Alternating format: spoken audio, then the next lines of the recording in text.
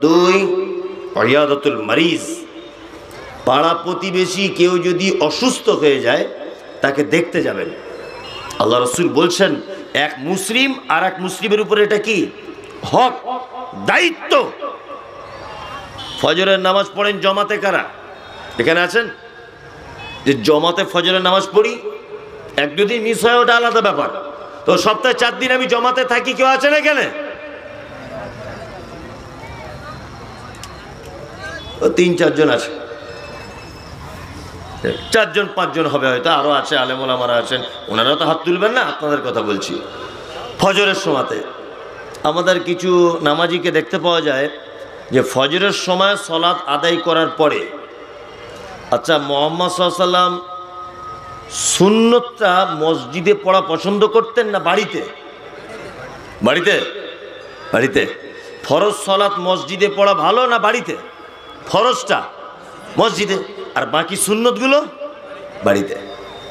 মানে তিনি এত জ্ঞানী ছিলেন আল্লাহ নবী সাল্লাল্লাহু আলাইহি ওয়াসাল্লাম, তিনি বলেছেন ফরজ আসসালামু আলাইকুম ওয়া রাহমাতুল্লাহ, আসসালামু আলাইকুম ওয়া রাহমাতুল্লাহ, আস্তাগফিরুল্লাহ আস্তাগফিরুল্লাহ, আল্লাহু আকবার, যত জিকির আছে তাসবিহ তাহলিল সব কিছু জানা আছে করে নেন। করে নেওয়ার পরে বাড়ি চলে আসতে হবে, এসে সুন্নত পড়তে হবে কোথায়? বাড়িতে। আমরা কি করি? মসজিদের পাকা চালিয়ে দিয়ে 4 বুড়ো বয়স্ক লোক এক জায়গায় বসে বলছে অমুকের মেয়ে কি করে, অমুক কি করে 2 তলা বাড়ি করলো, ওর ছেলে কি করে চাকরিটা পেলো, আচ্ছা ওর বউ ঘন ঘন পাকুড়ের দিকে যায়, কি ব্যাপার? আরেকজন বুড়ো তখন বলছে গোপন কথা বলা যাবে না, মনে হয় অন্য কোনো ব্যাপার আছে। আল্লাহর ঘরে বসে এই কাজ করে, করে কি করে না করে। ওই জন্য আমি বক্তব্যতে বলি যে প্রত্যেক ইমাম সাহেবের উচিত ফরজ সালাত শেষ হয়ে যাবে মসজিদে তালা মেরে দিতে হবে, একটা লোক ভিতরে আর বসতে পাবে না। কাজ নাই কিছু নাই, মসজিদের কারেন্ট পুড়িয়ে গল্প করছে এর বইয়ের আর ওর ব্যাটার গল্প। ফজরের নামাজের পর বয়স্ক 3-4 জন মিলে চায়ের দোকানে বসে বসে গীবত আর পরনিন্দা করে না? করে। বলছে ও 2 তলা বাড়ি করেছে, তার একজন বলছে 2 তলা বাড়ি এমনি করেছে, পাটনাতে খাটতে গিয়েছিল 5 লাখ টাকা ঝেড়ে নিয়ে এসছে। তো ও ঝেড়ে নিয়ে এসছে তোমার বাপ দেখতে গিয়েছিল? তুমি আন্দাজে বলতে গেলে কেউ দেখতে গিয়েছিল ঝেড়ে নিয়ে এসছে?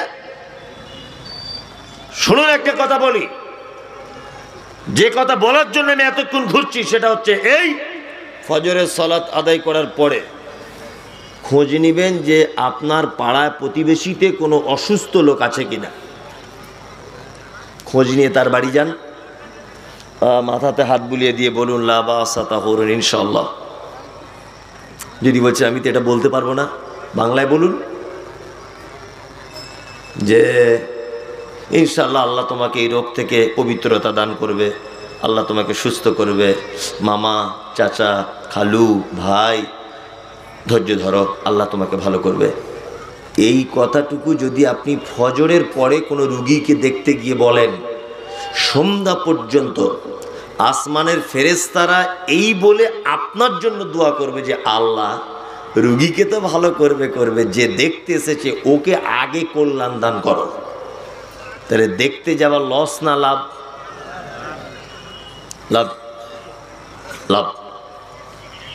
আমরা পাড়া প্রতিবেশীকে অসুস্থ হয়ে পড়ে গেলে দেখতে যাব, এই ছোটোখাটো আমলগুলো জানা দরকার আছে না নেই?